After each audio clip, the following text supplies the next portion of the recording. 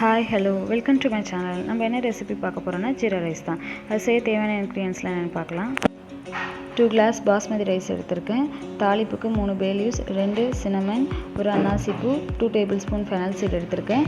6 to 7 cashew எடுத்திருக்கேன், அதை cut பண்ணி வச்சுருக்கேன். பச்சை பட்டாணி கொஞ்சம் எடுத்திருக்கேன். 2 க்ரீன் சில்லிஸ் எடுத்திருக்கேன். புதினா கொத்தமல்லி எடுத்திருக்கேன். உப்பு தேவையான அளவுக்கு. இப்போ எப்படி செய்யலான்னு பார்க்கலாம். இப்போ ஸ்டவ்வில் குக்கர் வச்சு குக்கர் ஹீட் ஆனதுக்கப்புறம் அதில் நான் 2 டேபிள் ஸ்பூன் கீ ஆட் பண்ணிக்கிறேன். அதுக்கப்புறம் remaining 2 to 3 table spoon cooking oil use பண்ணிக்கிறேன்.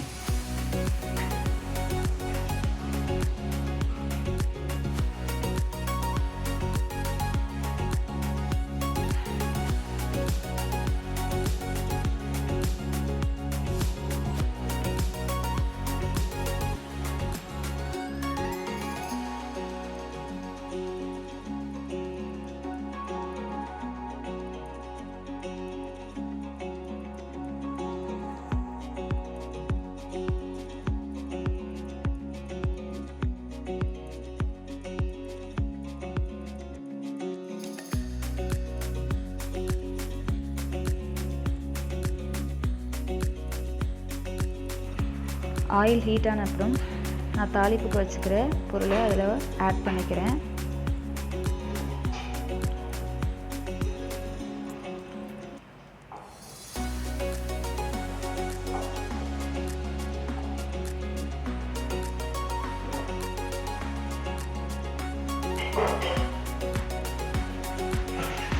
அதை 2 to 3 minutes அதை நல்லா நான் ஃப்ரை பண்ணிக்கிற கலர் சேஞ்ச் ஆகிற அளவுக்கு. அப்புறம் நான் வச்சுருக்க கேஷ்யூ அதோட ஆட் பண்ணிக்கிறேன். கேஷ்யூவும் ஒரு 2 minutes அதை நம்ம நல்லா ஃப்ரை பண்ணிக்கிறோம். நெக்ஸ்ட் அதில் நம்ம வச்சுருக்க க்ரீன் சில்லி அதோட ஆட் பண்ணிக்கிறோம்.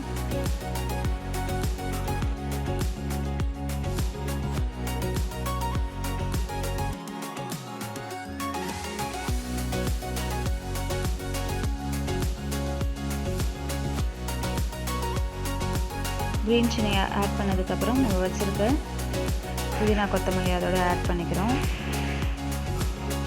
புதினா கொத்தமல்லியை ஆட் பண்ணதுக்கப்புறம் நம்ம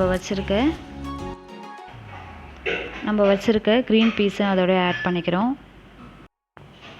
க்ரீன் பீஸ் ஆட் பண்ணிவிட்டு நம்ம அதை ஒரு 2 minutesக்கு அதை நம்ம நல்லா வதக்கிக்கிறோம். அடுத்து நம்ம இதில் தண்ணி ஆட் பண்ண போகிறோம். 1 டம்ளர் ரைஸ்க்கு நான் 1.5 டம்ளர் வாட்டர் ஆட் பண்ணிக்கிறேன்.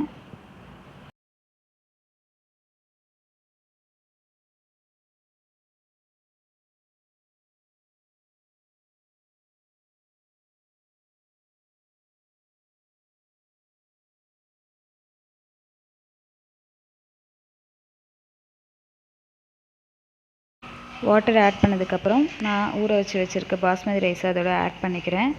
அதோட ஆட் பண்ணிக்கிட்டு நம்ம அதில் தேவையான அளவுக்கு சால்ட் சேர்த்துக்கிறோம்.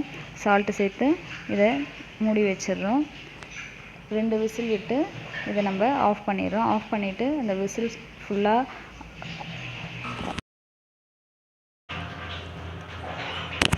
சத்தம் ஃபுல்லாக அடங்கினதுக்கப்புறம் நம்ம அதை ஓப்பன் பண்ணி பார்க்க போகிறோம்.